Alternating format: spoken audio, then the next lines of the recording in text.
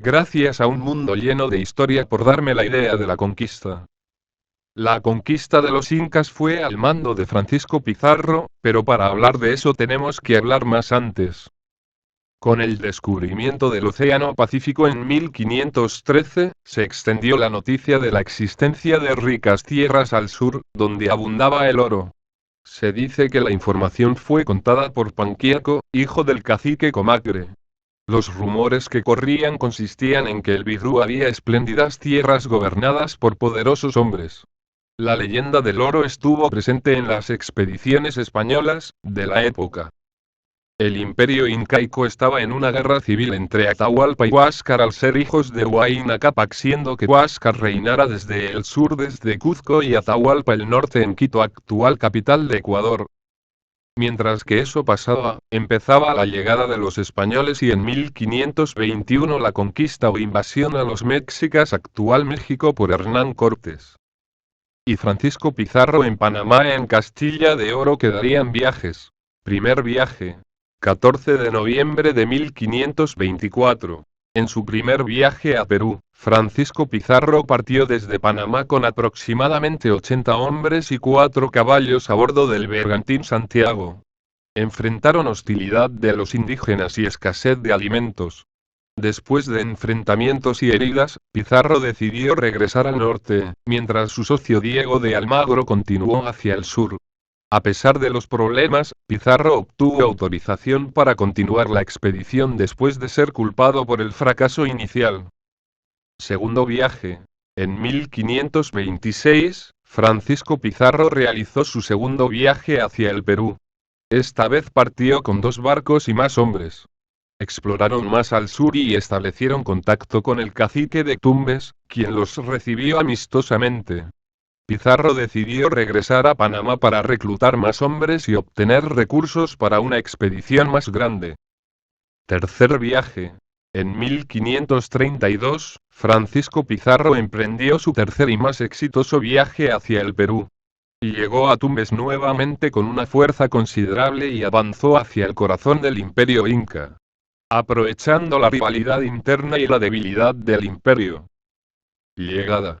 Pizarro desembarcó cerca de Tumbes pasando por el Golfo de Guayaquil, que hubo una batalla llamada la Batalla de Puna. Pizarro tenía buenos recuerdos de la ciudad de Tumbes, donde los habitantes le mostraron cordialidad y hospitalidad en su segundo viaje con un pequeño barco y compañeros. Ambos lados eran veteranos de una guerra contra la isla de Puna. El viaje hacia Tumbes duró 3 días, y Pizarro adelantó las balsas cedidas por Chilimasa para llevar los equipajes. Sin embargo, los nativos prepararon una trampa para exterminar a los españoles.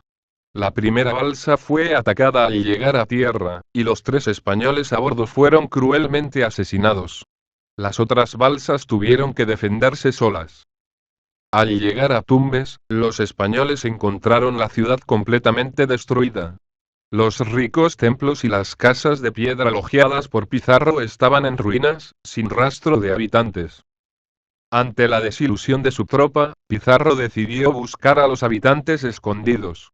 Los encontraron al otro lado del río Tumbes, listos para la guerra.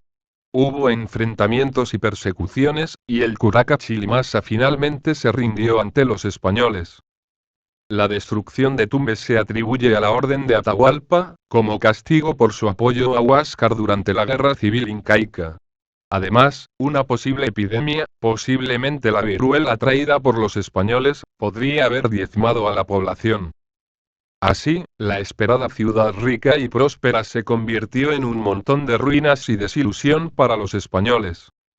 Los españoles descubrieron que estaban enfrentando a un imperio bien organizado, muy diferente de las comunidades nativas con las que se habían encontrado antes.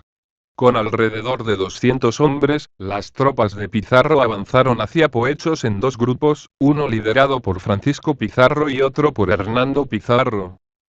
En Poechos, fueron recibidos cordialmente por el curaca Maizabilca, gobernante local, quien les ofreció su sobrino como intérprete. Luego, la retaguardia de conquistadores llegó con Hernando Pizarro. Los españoles exploraron la región y se enteraron de la existencia de un gran monarca, el Inca Atahualpa, que dominaba un vasto imperio y se dirigía hacia Cajamarca desde Quito. Preocupado por su guarnición en Tumbes, Francisco Pizarro envió a Hernando Pizarro de regreso para traer a todos sus hombres. Sin embargo, en el camino, algunos españoles fueron atacados por los curacas de la Chiraya Motape. Francisco Pizarro acudió en ayuda de sus compañeros, logrando salvarlos. A raíz de esto, Pizarro castigó severamente a los curacas, sometiéndolos a tormento y ejecutando a 13 de ellos. Pizarro estableció una colonia para tener una base segura y esperar refuerzos. Sin embargo, el curaca Maizabilca se alió con otros líderes locales para deshacerse de los españoles. Informaron al Inca Atahualpa sobre la presencia de los extranjeros y enviaron un espía disfrazado para obtener información. El espía, Ziquinchara, logró infiltrarse en el campamento español, pero fue descubierto y maltratado por Hernando Pizarro. A pesar de esto, Ziquinchara informó a Atahualpa sobre 3 españoles que podrían ser útiles para los incas. El enfrentamiento entre los españoles y el imperio inca estaba por comenzar, y ambos lados se preparaban para el inevitable choque. Después de fundar la primera ciudad española, San Miguel de Tangarara, a orillas del río Chirá en Piura, los conquistadores iniciaron su ascenso hasta Cajamarca. Pizarro ordenó que la hueste se instalara en la ciudad y envió a Hernando de Soto y luego a Hernando Pizarro a visitar al Inca a su campamento con el objetivo de invitarlo a una entrevista. En Cajamarca, primero Hernando de Soto y luego Hernando Pizarro visitaron al Inca, quien les ofreció chicha y les reclamó tomado cosas que no le pertenecían a lo largo de su recorrido. Los españoles mostraron gestos de amistad que llevaron a Atahualpa a aceptar la entrevista con Pizarro. El día del encuentro los españoles esperaban la llegada del Inca listos para combatir. Atahualpa llegó acompañado de un gran séquito de guerreros, sacerdotes, servidores, bailarines, músicos y curacas aliados.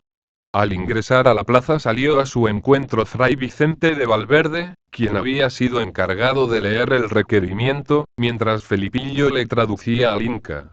Al no comprender la compleja situación, el Inca arrojó la Biblia que le había dado el sacerdote. Inmediatamente los españoles arremetieron contra los nativos, lo que causó un gran desconcierto, el Inca cayó de su litera y fue tomado prisionero.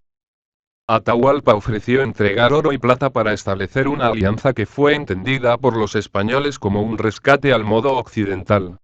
Sin embargo, el miedo de un alzamiento y el afán conquistador provocaron la decisión de ejecutar al Inca el 26 de julio de 1533.